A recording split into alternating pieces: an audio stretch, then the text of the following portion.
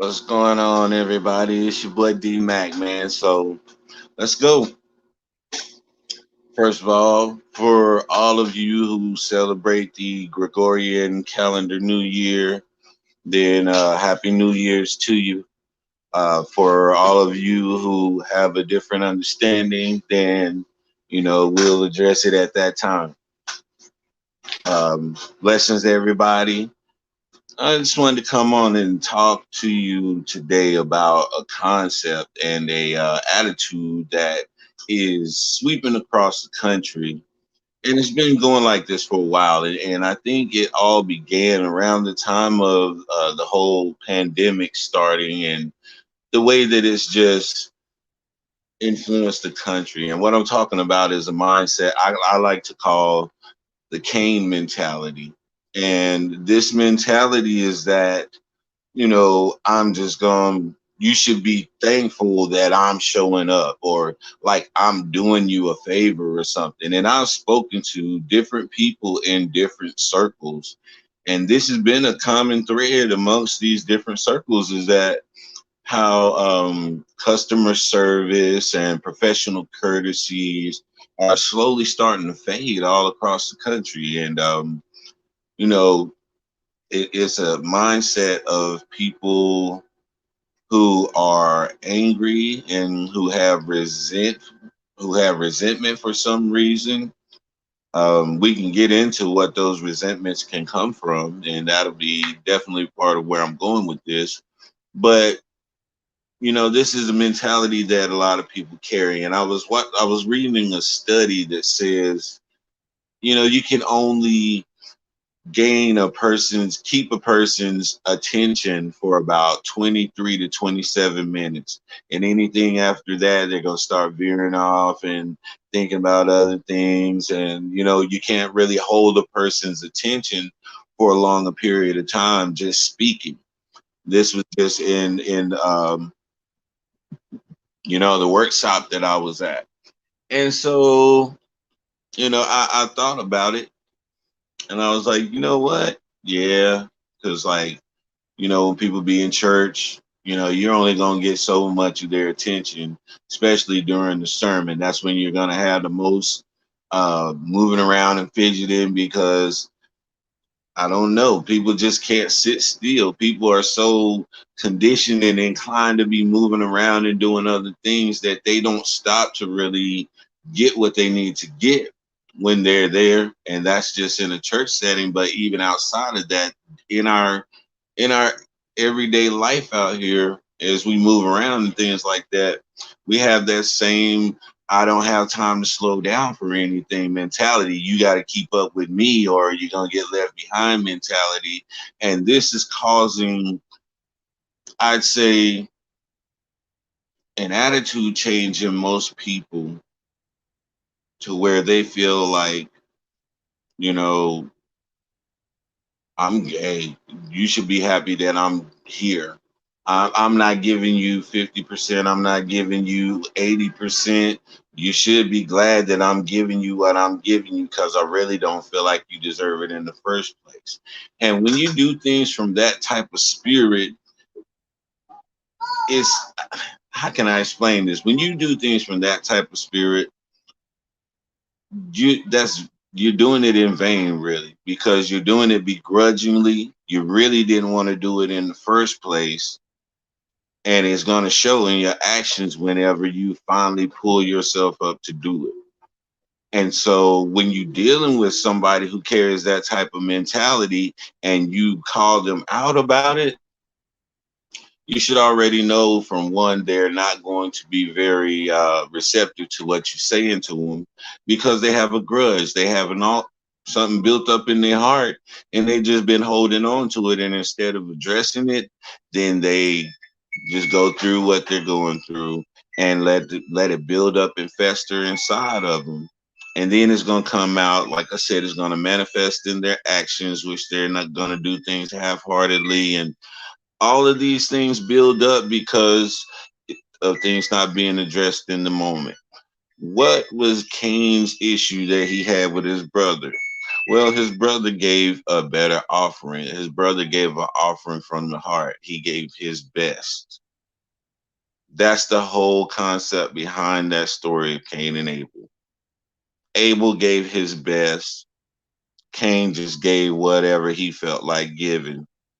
And then Cain got upset because his offering wasn't accepted, but Abel's was.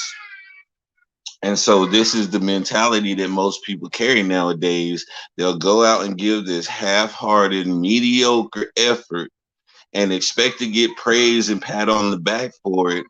But then when you get the opposite of that and people tell you that you could do better, then you get an attitude and you get offended. You get so grossly offended that somebody saw the potential that you weren't using because you're too lazy. And this is a mindset that is becoming a part of the epidemic. This is attached to it.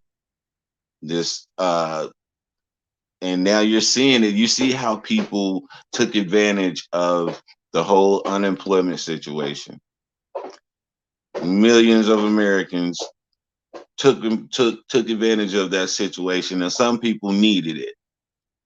A lot of people needed it, but there was many in there who didn't need it and who seized that opportunity to take away from the people who actually needed it because they have that Cain mentality. It's all about them and what they want. And it's not about needs, it's about wants.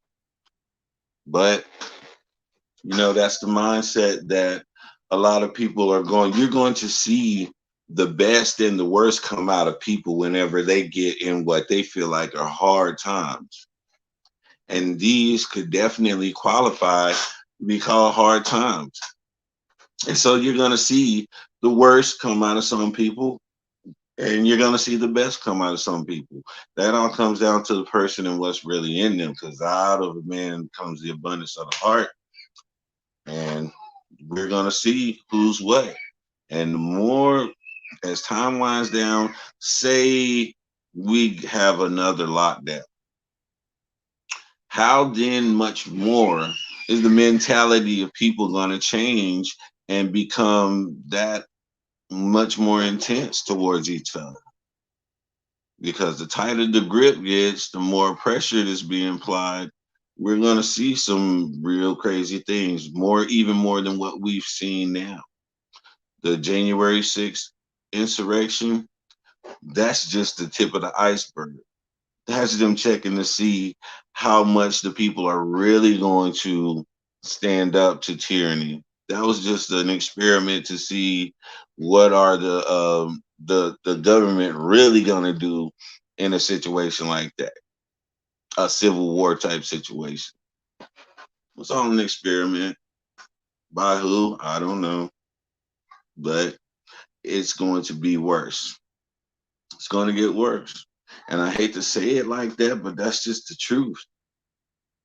Especially if you believe in what's been prophesied. Because the words always told us that we're going to go through these times. And to be prepared for these times and understanding of what these times are. So you don't flip out and you don't lose your cool and you don't start panicking and doing things of your own volition because you don't have any faith in the Father because things are getting tight. So it all comes down to the person. Are you going to carry the mindset of Abel, which is, hey, I'm going to give you my best each and every time because you've given me your best each and every time? It's a reciprocal thing, and it's also a reverence thing. It's also an acknowledgement thing. I acknowledge what you do for me, so therefore I want to give you my best. And if you carry that mentality, the positive, what is it called? The power of positive thinking. It's very real. It's very true.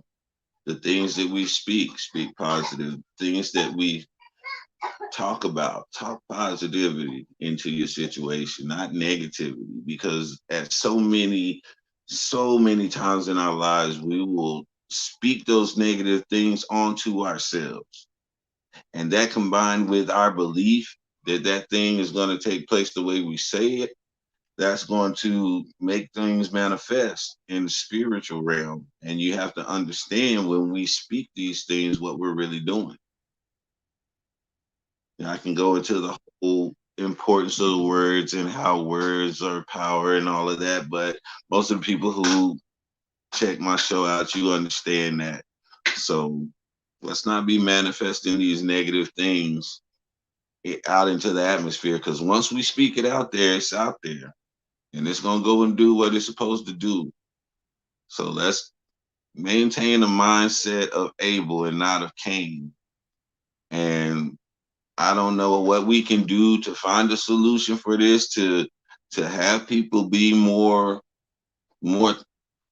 thankful for what they have, I guess, or more grateful for what they have. There, I heard that they're doing a an increase on the minimum wage to $15 an hour, and that's going to be for most states. So I think about what they say, 31 different places are applying for this. So I hope that takes off. Maybe that'll alleviate some of the pressure and make some people calm down if they get that $15 an hour, because it doesn't make any sense that the minimum wage hasn't had a cost of living increase in over what, about 4 or 5 decades it's been. That's unheard of to me. But it's time. It's time, and I feel like it's necessary. And this would definitely help a lot of people get up out of the slump that they're in. So this is something that was talked about a long time back on the campaign trail. If y'all remember, raising minimum wage to $15 an hour. I believe Bernie Sanders was talking about this. I believe what was his name?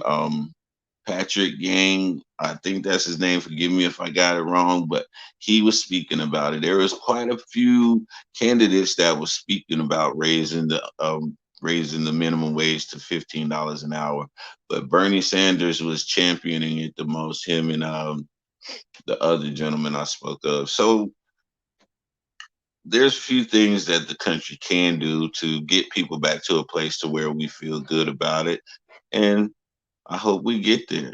It's your boy D Mac, man. Y'all know what I say. Sticks and stones can break your bones, but the word